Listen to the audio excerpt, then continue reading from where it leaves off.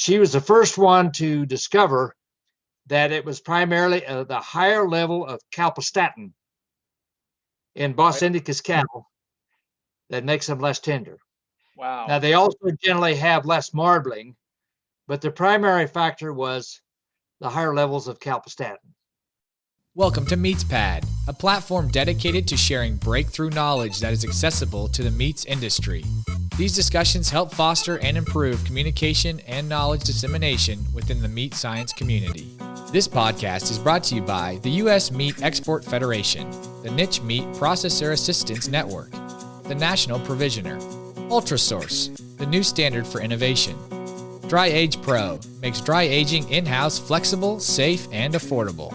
The mission of USMEF is to increase the value and profitability of the U.S. beef, pork, and lamb industries by enhancing demand for their products in export markets through a dynamic partnership of all stakeholders. Hello, meat folks. Welcome back to the MeatsPad podcast. My name is Francisco Najar. I'm your host today. We are honored to have a legend in the meat science world on our podcast today. We have Dr. Michael Dikeman. He's a Professor Emeritus in Meat Science at Kansas State University. He has been the chair of the Reciprocal Meat Conference. He's also been a president of the American Meat Science Association. I had the pleasure to meet Dr. Dikeman when I first came to K-State 5 years ago, and it's someone that I look up to, and I'm really looking forward to this conversation. Please tell us about yourself, and we can start this conversation. I grew up in southeast Kansas, a town called Fort Scott. Real close to the Missouri border. And no one in my family had gone to college until I did. And so after 1.5 years of community college, I transferred to K-State and majored in animal sciences and industry, just called animal husbandry at that time. Okay. And I was encouraged to go out for the meat judging team. And Dr. Don Croft was coach of the meat judging team. And that's where I developed my interest in pursuing graduate work in meat science. I was also on the livestock judging team the following year. And our team won the American Royal and was reserve national champion at the international contest.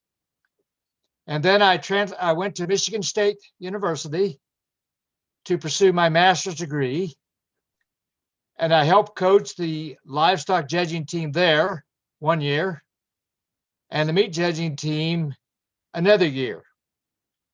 And I didn't necessarily like the state of Michigan, and I was still single. And so I decided to transfer back to Kansas State University, where I worked on my PhD degree. And I received that in August of 1970. Okay. And a couple of months before that, Dr. Don Good was head of the Animal Sciences and Industry Department, and he was my livestock judging team coach. And he called me into his office and said that the U.S. Meat Animal Research Center at Clay Center, Nebraska, was just getting started, and they were looking for a faculty member at some university somewhere in the Midwest to cooperate with them on what was called the Germ Plasm Evaluation Project. Basically, it was a breed comparison study. And so I cooperated with them for about 18 years on this study. And I think it's probably the most extensive study in the world. Not to my credit, but I was involved with it. Okay. We followed cattle into a packing plant and then brought the carcasses back to Kansas State University. And we fabricated them into closely trimmed, boneless meat. And then we also retrieved steaks, ribeye steaks, and conducted shear force evaluations and trained sensory panel evaluations on those. So I think over that period of time, there was something like close to 8,000 head of cattle that were evaluated for composition, closely trimmed meat, fat, and bone, and Warner Brusher shear force and sensor panel evaluation. So I think it still stands as one of the framework studies that I know has been used, around the world, whether they were interested in carcass composition or whether they were interested in tenderness or meat quality and so on. And so that study, I think, was a major contribution. And then I've been involved in various kinds of studies. In addition to that, most of them were with cattle, and most of them involved something about live animal production, management systems, or breed comparisons, and then follow through in carcass composition, meat quality, tenderness, sensory panel evaluation, and so forth. And then if I'm going too fast, or if you want to stop me and interject questions, comments. Oh, it's perfect. It's perfect. I think the first question on telling a little bit about yourself, I think you're a legend. A lot of people know you, but I think for younger generations that may know the name, like about who Dr. Michael Dikeman is, but they might not know much about you. And I've been here at K-State for 5 years, and I've seen you a lot, interacted with you, and I think I'm very honored and had this privilege to have such a legend meat scientist here in Manhattan with you and Dr. Hunt. I also had the opportunity to maybe cross a couple of words with Dr. Croft when I got here. I guess one of the things that we can discuss, you told me, you notified that you're going to be the editor-in-chief for the new Meat Science Encyclopedia. Could you please tell us a little bit about this? What does this entail? And okay, well, thank you for your compliment anyway, but I appreciate that. But quite a few years ago, it'd probably be about 15 to 18 years ago, I was involved with a person from Denmark, and then Carrick Devine from New Zealand. And the three of us were co-editors of the first Encyclopedia of Meat Sciences. And then after about 10 years, then Elsevier is the company that publishes the encyclopedia. They thought it would be time for a revision. And so Carrick Devine and I were co-editors-in-chief of the second edition of the Encyclopedia of Meat Sciences. And then after about 8 or 9 years, it was decided that there needed to be an update, and Carrick Devine was not interested in continuing that. He's a little bit older than me, and so they asked me if I would consider being editor-in-chief. And so that's what I'm doing now. We have, I contacted and arranged for 10 section editors, and then I'm going to be one section editor by myself. And then those section editors are to make a list of topics that they think should be included, and then I would review those and make sure there's no conflicts or overlap, with other sections and so on. And they are supposed to submit their final list of topics and speakers by the 1st of March. Okay, and I've taken a little different approach to this third edition than in previous editions. Previously, we just had this random list of topics, 220 or so topics. and then we signed different people to be section editors in. I've kind of approached it to develop more of you might say a systems or a similar topics approach. I'm going to focus on cattle and other smaller ruminant animals, all the way from genetics and breeding to production management systems to carcass composition to meat quality to tenderness to retail packaging and so on. For example, Joe Sobranik at Iowa State is going to focus on comminuted or finely made sausage products, Right. And then another person from Penn State is going to focus on whole muscle cuts that are cured and processed, like cured hams, cured and smoked bacon, things like that. And then we got someone else that's working on the swine industry, all the way from breeds and genetics to production systems and so on. So that's kind of the approach that I've taken to make it a little bit more fit together a little bit better into kind of a system approach rather than just a book of random topics. Awesome. Now, I might share another study with you that I think is fairly noteworthy. And like I said, I've been involved in various studies that involving production management systems, and carcass composition and treating carcasses, electrical stimulation and hot boning and so on, all the way out to sensory panel work, tenderness, and so forth. But there was a point where, it was determined that Bos indicus or Brahma type cattle, their meat was less tender than most other breeds. And one of my graduate students, Georgiana Whipple, she actually did the work at the Meat Animal Research Center. She went up there, and I think she was up there about a year and a half, but she was the first one to discover that it was primarily the higher level of calpostatin in Bos indicus cattle that makes them less tender. Wow. Now, they also generally have less marbling, but the primary factor was the higher levels of calpostatin. Wow. Okay.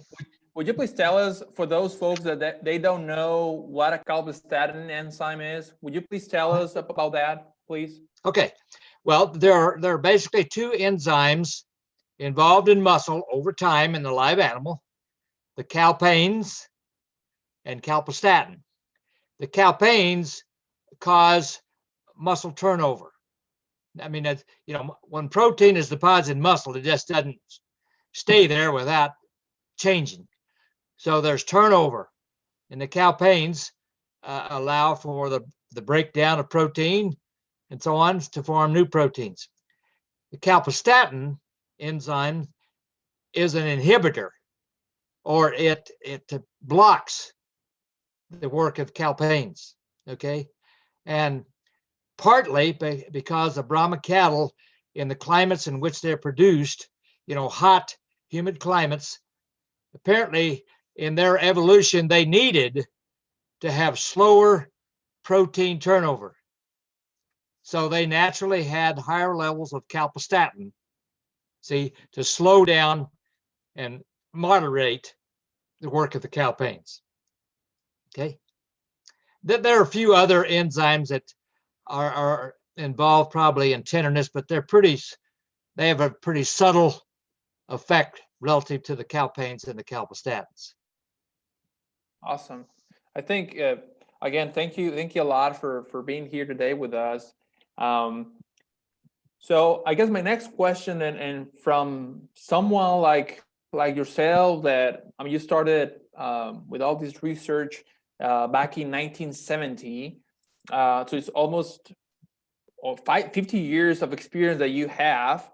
Would you please tell us a little bit about history in the beef industry, how that has changed, and you can tell us in terms of the beef system, the beef production system, from a more holistic standpoint about these 50 years. We have a lot of changes. We have more branded programs like Okay, yeah. certified Angus beef. Well, Obviously, there's been dramatic changes in terms of knowledge, known, and technology, and so forth. And one of those is in DNA, molecular technology, and so on. But from a industry standpoint, yes, something like the certified Angus beef program, a branded program, has stimulated the industry to focus more on production, management, breeds of cattle involved, and so on, and producing a product that's very consistent. Now, I would have to say that, well, I don't have to say it, but in the Germ Plasm evaluation project that I talked about, with the Meat Animal Research Center, when we did all of these Century Panel evaluations and Warner Nebraska Sureforce, we found that there was a fairly noticeable difference in the level of marbling in modest and moderate, which would be the upper 2/3 of choice, versus low choice. And actually, that's where I think certified Angus beef got the idea to develop a specification that cattle had to have at least modest or moderate marbling to qualify for the program. Now, certified Hereford beef also has a program. It's not has been as widely known as the certified Angus beef program, partly because they only involved a select grade and the lower third of choice for their branded program. More recently, they have advanced and they've made genetic improvements so that they can now have a premium product, upper 2/3 of choice. Okay, so we're seeing those kinds of changes, over the years, and I think that's been very beneficial to the industry. And I'm not sure if I'm fully answering your question or not, but I would say that the meat packing industry, let's say harvesters of fed cattle and fed pigs and so on, I think they've been a little slower to change and adapt to technology than you might say the more comminuted sausage production systems and other kinds of meat products and so on. And I'll give you kind of example. In the beef industry, there was a term that was used called a heat ring in beef carcasses after they were ribbed. Okay, on the outer edge of the ribeye muscle after it was ribbed, there was a dark coarse band there, and in extreme cases, that muscle would actually pull down a little bit from the surface. Okay, they called it a heat ring, but it's actually was a cold ring, because what happened was it's typically occurred in carcasses that did not have very much fat cover or lightweight carcasses, and the outer part of that muscle chilled too rapidly, okay, which kept the pH too high, and it actually stimulated some level of muscle contraction. Now, over the next 24 hours or so, usually, unless in extreme cases, that would go away. And so the industry called it a heat ring, when in actuality, it was a cold ring.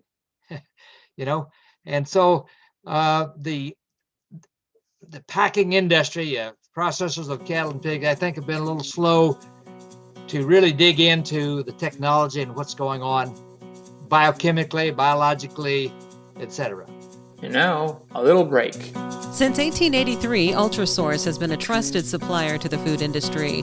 Ultrasource provides superior kill floor, processing, packaging, and labeling equipment and operational supplies. Would you please tell us about your role in the Cimental Association that you are part of? What is some of your role in that? How long have you been part of that association, if you will? Yeah, okay. Yeah, I'm happy to tell you about that because I enjoy my involvement there. I started out, we had 20 acres to start with when Erling and I were married and built a house out here. And we started out with 4 Cimental cows. And over time, we kept increasing our herd some and acquiring some rented pasture. And after a period of time, I bought a pasture, and we kept expanding. And then I was elected to the American Simmental Association Board of Directors. And I served 6 years there on the Board of Directors. Okay. And I feel like I had a contribution there because, for one thing, a lot of breeders they'd just register their better cattle. And the poorer cattle that they had, they wouldn't register them, see? Well, we didn't have information on those. So when I was chairman of the Breed Improvement Committee, we pushed through and called it total herd enrollment. Okay. And not every breeder has to do that, but what it did was shift a lot of good breeders over to, they would enter the data on all of their calves, even their cow herd, So then you can compare the good ones with the bad ones and so on. Okay. And so that's one thing I feel like I accomplished. And then we started a program in which we recognized breeders who submitted all of the data, see? And then those each year are listed and recognized in the Simmental magazine as performance advocates. So I think that's a couple things that I contributed. I'm now a part-time fieldman for the American Simmental Association and attend 6 to 8 or so sales each year representing the breed. But that leads me into another thing that I think we made kind of a significant contribution between John Pollock, who was at Cornell University at the time, who was an animal breeder, and myself. And we obtained funding through the National Cattlemen's Beef Association to try to get a genetic evaluation of tenderness. Okay. So there were 14 breed associations that agreed to submit progeny for this project. And we evaluated about 7,200 cattle over a 3-year period for, of course, carcass traits, but also we did Warner Breast or Sureforce on all of them. And we did century panel evaluation on about close to a third of them. Okay. And from that, we developed breeding values, okay, for tenderness. That's never been done before. And of course, the industry now uses the term expected progeny differences. Okay. But that's basically the same thing as breeding values. So now a Simmental breeder can look at all of the data and the expected progeny differences on their cattle, whether it be birth weight or calving ease or yearling weight or marbling or whatever, but they also can see the differences in tenderness based on the expected progeny differences for Warner Breast or Sureforce. And it was found that the heritability of tenderness for Warner Breast or Sureforce was about 0.40. See, that's a pretty good heritability estimate. That means you account for about 40% of the variation in tenderness. And for century panel evaluation, it was almost as good as the heritability is 0.37. And so I think this was also a significant project, the first one to develop expected progeny differences for tenderness. Okay. That's amazing. I think you have just told us a lot about your work. I think I have just one question for you. You mentioned that genetics with USDA, that project that you collaborated with. You mentioned that work with your grad student to determine that calpistatin and the high activity of calpistatin in Bos indicus cattle. But out of all your years, what has been the research that you enjoyed the most? I mean, I don't know, that's off top of your head. Do you recall like, oh, this research, I wish I could do it again? Well, I think maybe this last study that I talked about, the genetics for tenderness, was the one I really enjoyed. And, there was even a small article on the front page of the Wall Street Journal Wow. one time about this project. And then I enjoyed being involved with the U.S. Meat Animal Research Center for those 18 years on their germ plasm evaluation and the germ plasm utilization projects, because I think that's set a standard. Because see, at the time that I agreed and I started on the faculty in 1970, at that time, see, new breeds of cattle were just being brought into this country. Only a year or two prior to that, Simmental, Gelby, Limousin, South Devon, a little bit later, Maine Anjou, Chianina, and so on. And so, we had all these new cattle being brought into the country, but we didn't know much about their performance, at least in our U.S. production systems. And so I think that was a really a landmark study. Not that I designed the study, but I got to be involved with it. And then, then working with a lot of good graduate students over the years was a great experience and very rewarding. And I see a lot of those graduate students at reciprocal meat conferences and some other conferences each year. Almost wrapping up this conversation with you, I have 2 additional questions for you. Okay. What would you say to young meat scientists, either are about to graduate from grad school or maybe also undergrads? What would be some of your recommendations for those young meat scientists that you can tell them? Any words of motivation, or if they go into faculty position, if you're going to apply it for an industry job, what would be your recommendation for those? Okay, that's a challenging question. What I would probably say was that, and this of course would depend quite a bit on the major professor, but whatever projects I was involved with, I always tried to include something about the basic or the fundamental biology or biochemistry and so on of what we were investigating, but that it had an application in the industry. And I'll go back to this example of Georgiana Whipple. She did a lot of enzyme assays on those Bos indicus and Bos taurus cattle, the calpains, the calpastatins, to try to find out what was causing the difference. Okay. Once that was known, and she was the first one, she and Muhammad Kamari at the Meat Animal Research Center were the first ones to determine this, then the industry could then utilize that information and try to improve Brahman or Bos indicus cattle.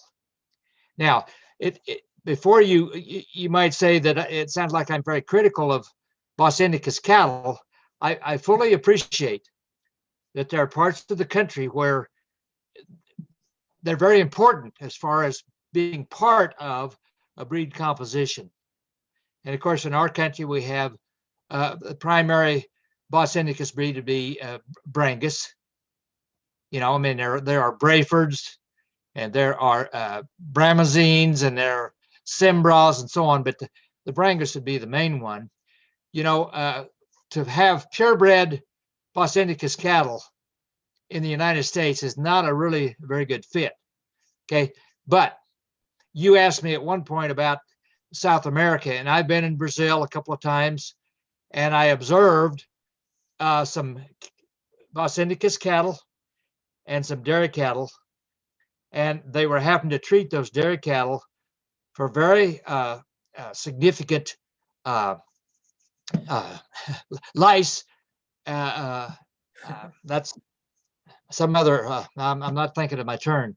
Anyway, the Bos indicus cattle were pretty much resistant to lice and grubs and ticks is what I was trying to think, and resistant to them, whereas the Bos taurus cattle, if they were in a hot part of the country, they were having some problems. and that affected production, I went, then I think I went down, I told you I've been in Argentina a couple of times. And it's interesting there because Argentina is kind of a long country and it goes quite a ways north and quite a ways south, and in part of the country, the closer part to the equator, they have to use some Bos indicus influence in their breeding. So they use a lot of Brangus, primarily red Brangus, Brayford, is another one, so on. But in the other part of the country where it's more of a colder climate, they primarily use polled Hereford, and they're mostly polled, and Angus and Shorthorn. And in their country, say they don't really have a grading system. And for their domestic use, they harvest those cattle at really light weights. And so they finish most of the cattle on grass.